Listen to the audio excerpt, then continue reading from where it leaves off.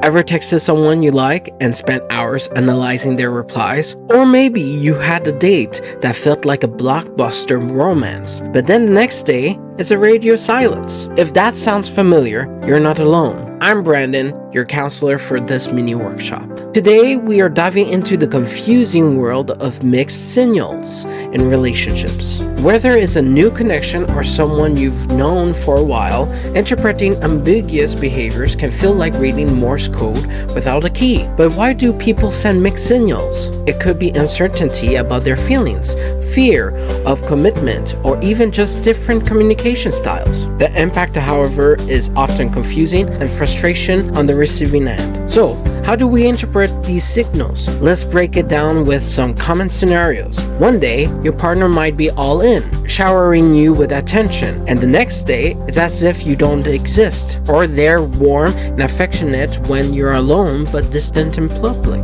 These contrasting behaviors can leave anyone puzzled.